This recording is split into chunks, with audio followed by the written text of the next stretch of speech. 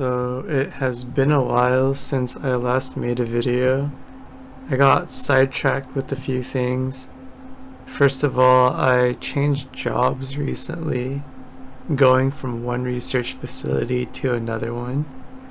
After that, I started getting interested in matte painting, so I started studying that.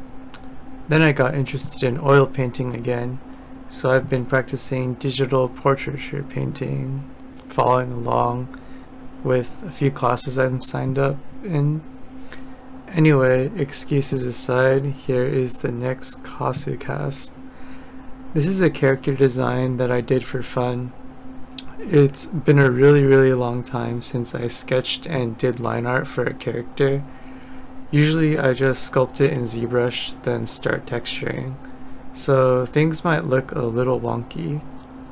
Just think of it as a graphic design exercise. Before I start going over the process, I'll show some snapshots at each stage of the character design. First off is the base sketch, nothing too special here. An important thing to note is that I'm drawing on a pretty large canvas size of around 10,000 by 8,000 pixels. The reason being is that I like to draw one pose with one outfit on the left and a slightly different one on the right.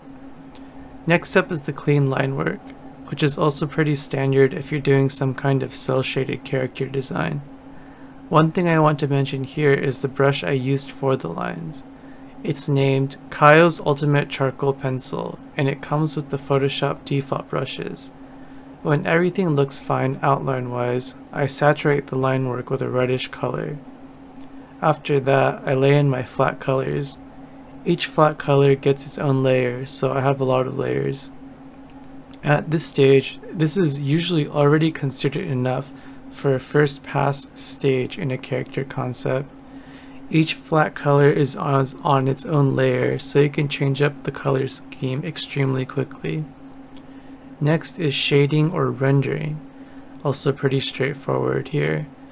It doesn't have to be very detailed, as this is only a character concept, not an illustration or painting.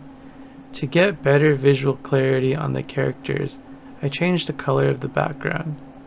Once I'm happy with the contrast of the background, I paint in some lights and cast shadows.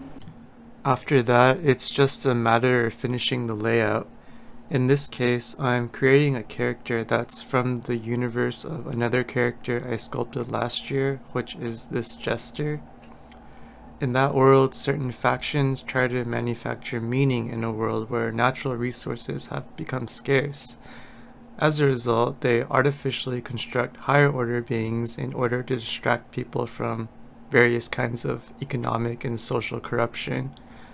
The jester is one of such higher order beings, specifically crafted to be in the likeness of a grotesque angel. This character I drew is a knight commander who was forcibly conscripted into that order, which creates such beings in order to survive. So to keep in line with design language, I created some insignias in Substance Designer with the goal of making them look esoteric, yet militaristic. Here is a portion of the time lapse for the line work phase. It's pretty tedious, but at least it's faster than UV unwrapping and texturing, then posing a 3D sculpt. What I do is first draw the line work for one pose, then duplicate it again for the second pose.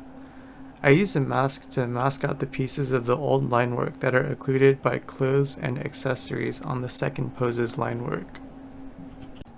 Once the line work is finished, I head into Moi3D, a CAD program, to model the weapon. Even though I'm doing a 2D character concept, I still model this weapon in 3D. There are two reasons for this. First of all, I feel like I'd be significantly faster constructing the weapon in CAD as opposed to drawing it. Second of all, in a studio environment, a concept artist often has to pass on 3D assets as well to the dedicated modeling team, and even sometimes participate in the modeling team's activities if they are in-house artists. So it's best to follow protocol even in your own work. The weapon I'm designing is supposed to be a blunt whip sword. The handle will be connected to the blades through a cable. Currently, I'm just constructing the center hilt and one of each of the hilt protrusions and whip blades. At the end, I'll duplicate the hilt protrusions around in a circular array. I felt like building a non-lethal weapon would be very congruent with the twisted religious organization's motivations. In the conceptual universe, the objective would usually be to capture test subjects for inhumane experiments. As a result, I was inspired by blunt force weapons such as police batons. The final export looks something like this. After building the weapon, I had a bit more of an idea of where I wanted the character to go. So I started drawing some motifs that could be armor or accessories for the character. I ended up adding these belts and then also giving a gauntlet on the hand. Later on, I wanted to add an artificial angel, so I sketched one. After that, I projected my sketch on a plane in Blender, then modeled musical horns to act as wings. This is a pretty helpful method if you can't really draw these detailed objects in perspective. So modeling them in 3D and then rendering out the final image and then doing the line work over them in Photoshop is what I usually do. So that's it. Took a break from the CGI to do some drawing. Felt kinda rusty, but it's a good base if I ever want to take this into ZBrush and sculpt it. That's it for this Kasucast. See you next time.